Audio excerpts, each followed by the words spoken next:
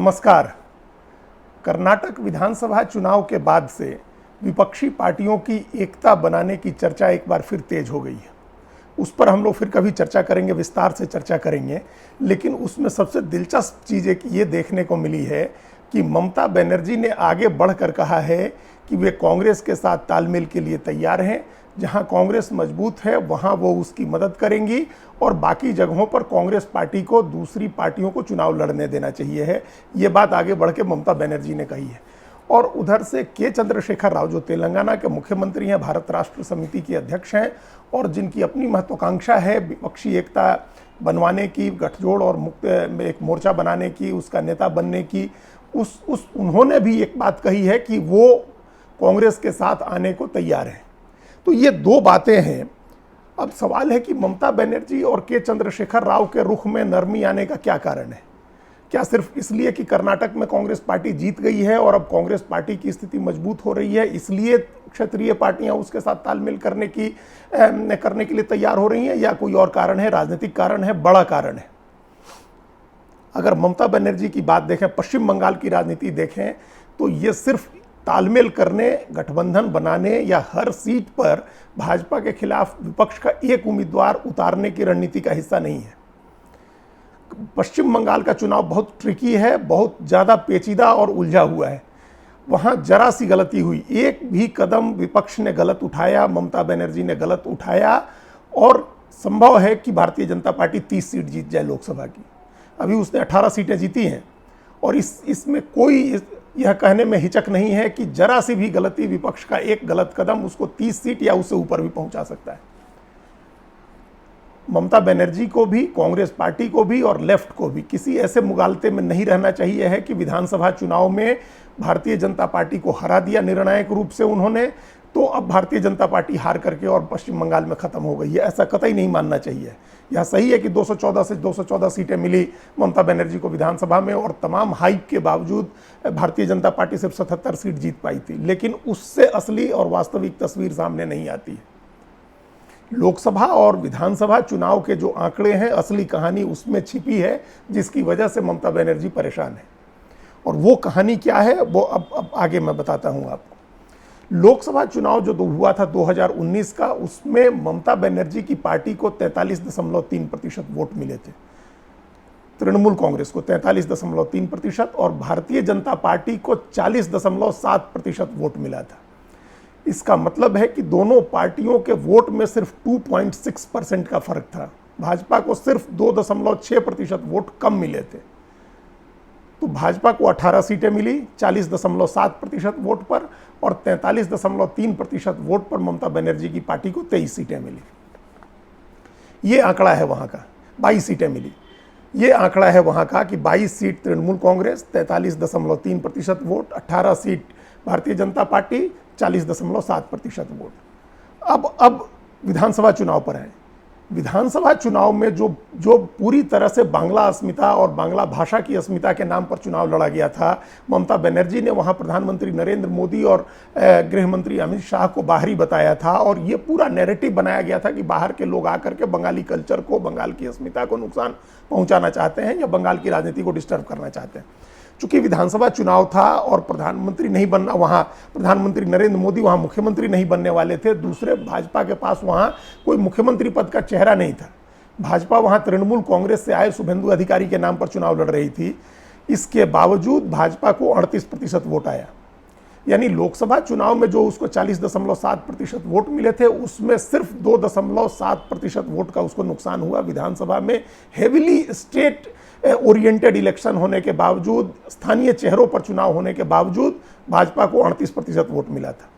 अब लोकसभा चुनाव के 40% वोट का क्या मतलब है? 40.7 यानी 41% वोट का। पश्चिम बंगाल की कुल आबादी में 30% के करीब मुस्लिम हैं और 70% आबादी हिंदू है बंगाल में। तो जो भारतीय जनता पार्टी को 41% वोट मिला है, वो तो निश्चित रूप से हिंदू वोट है। उसमें शायद ही कहीं मुस्लिम वोट भाजपा को मिला हो, वो गिने चुने वोट होंगे। तो जो 41% वोट मिला भाजपा को, वो हिंदू वोट है। इसका मतलब कि 70% हिंदुओं में से 60% ने भारतीय जनता पार्टी को वोट दिया। बंगाल में 60% हिंदू वोट का पोलराइजेशन बीजेपी के फेवर में हुआ। और विधानसभा चुनाव जब आया तो वो थोड़ा कम हुआ है, लेकिन इसके बावजूद वो 55% पर रहा। विधानसभा चुनाव में भी बंगाल के 55% हिंदू मतदाताओं ने भारतीय जनता पार्टी को वोट दिया है, और ये बहुत बड़ा आंकड़ा है, ह्यूज आंकड़ा है।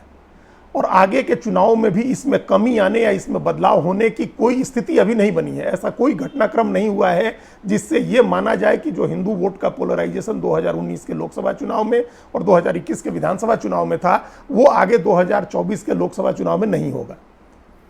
और पिछला चुनाव जब विधानसभा का हो रहा था तो पश्चिम बंगाल में जो चुनाव रणनीतिकार थे, जो चुनाव लड़ा रहे थे तृणमूल कांग्रेस को, वो प्रशांत किशोर थे।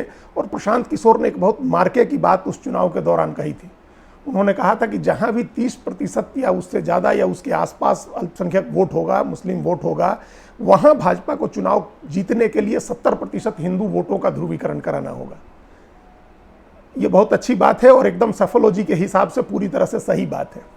तो 60% हिंदू वोटों का पोलराइजेशन तो हो चुका है, तो इसमें क्या मुश्किल है कि 65% या उससे ऊपर 70% भी पोलराइजेशन हो जाए हिंदू वोट का बीजेपी के समर्थन में। ये तो कोई हैरानी की बात नहीं होगी और ना कोई बड़ी बात होगी। अब देखें कि उस चुनाव में जब 43.3% तृणमूल कांग्रेस को और 40.7% भाजपा को वोट आया था, तो लेफ्ट और कांग्रेस दोनों अलग अलग चुनाव लड़े थे और कोई 5.5% के करीब कांग्रेस को और 6.5% के करीब लेफ्ट को वोट आया था, यानी 12% वोट इन दोनों पार्टियों को मिला था। अगर अलायंस की जिद होती है और यह समीकरण बनता है कि समूचा विपक्ष एक साथ मिलकर के लड़े और बीजेपी के हर उम्मीदवार के खिलाफ एक अपोजिशन का कैंडिडेट हो, तो इस बात की कोई गारंटी नहीं दे सकता है कि ये जो 12% वोट मिला था लेफ्ट और कांग्रेस को, वो उनके साथ साथ तृणमूल के खेमे में चला जाएगा। हो सकता है कि उसमें जो अल्पसंख्यक वोट हो 2-4% वो जाए उसके साथ, और बाकी जो हिंदू वोट इन दोनों पार्टियों को मिला था वो बीजेपी के साथ चले जाए, और फिर तब सारा गेम पलट जाएगा। फिर संभव है कि बीजेपी 30 सीटें 32 सीटें इस तरह से जीत जाए, जैसे पहले ममता बनर्जी जीती थी। तो इस तरह से बंगाल का चुनाव बहुत ट्रिकी है, बहुत एक बारीक धागे से बंधा हुआ है। एक भी गलत स्टेप इस तरह का पोलराइजेशन करा देगा कि वहां भारतीय जनता पार्टी को अभी जितनी सीटें हैं उससे बहुत ज़्यादा सीट उसको आ जाएगी। तो ममता बनर्जी की असली चिंता ये है, उनको ये लग रहा है कि जो पिछली बार 2.6 या 7% वोट का फर्क रह गया है, इस बार बीजेपी उस फर्क को खत्म मत कर दे। अगर तीनों पार्टियां एक साथ आके लड़ती हैं तो यह संभव है कि ऐसा हो जाए। इसलिए बंगाल में एक दूसरी रणनीति अपोजिशन को अपनानी होगी। ये कोशिश करनी होगी कि कांग्रेस और लेफ्ट लड़ें और ध्रुवीकरण होने से रोकें, उसको रोकने की कोशिश करें, तभी वहां विपक्ष का गेम सफल हो सकता है।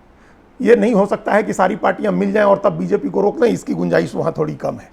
तो ममता बनर्जी आज जो भी एफर्ट ले रही हैं या जो भी कदम बढ़ा रही हैं, वो इस चिंता में है। उनको अपनी चिंता है, अपनी मुश्किल है, अपनी मजबूरियां हैं, जिससे उनको इन दोनों पार्टियों का मुंह देखना होगा।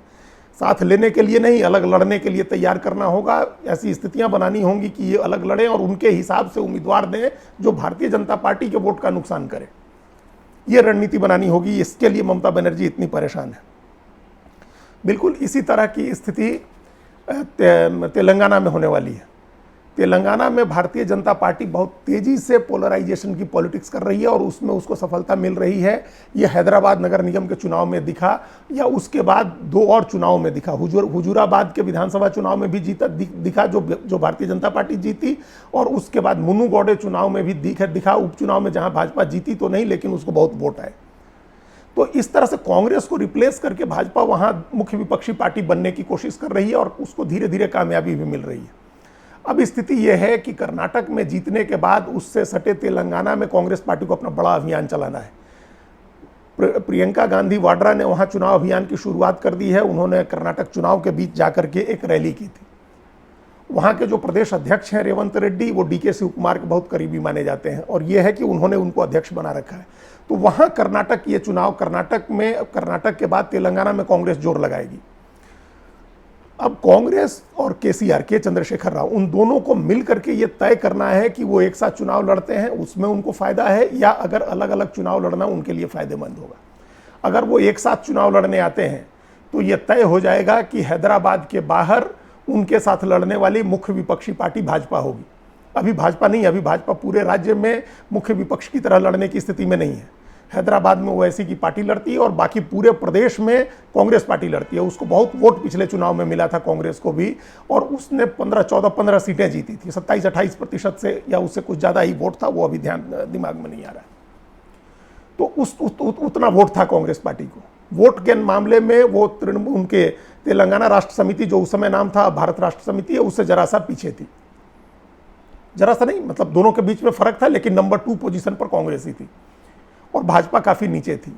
अब अगर कांग्रेस और भारत राष्ट्र समिति के बीच तालमेल हो जाता है तो पूरा मैदान बीजेपी के लिए खाली हो जाएगा। फिर बीजेपी मुख्य विपक्षी पार्टी होगी और जो आज तक नहीं हो सका है वो जगह वो हासिल कर लेगी। कांग्रेस वहां खत्म होगी और फिर उसकी जगह भारतीय जनता पार्टी लेगी।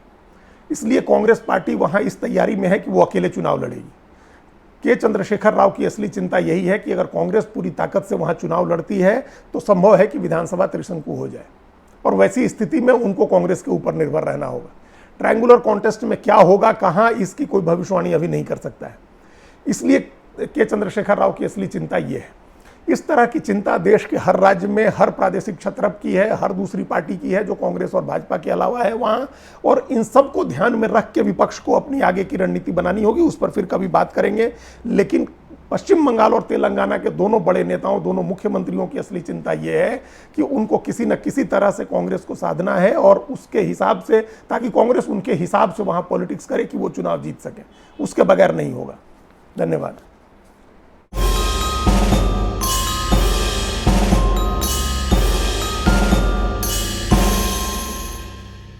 कृपया हमारे चैनल के साथ जुड़िए, लाइक कीजिए, सब्सक्राइब कीजिए, बेल आइकॉन जरूर दबाइए।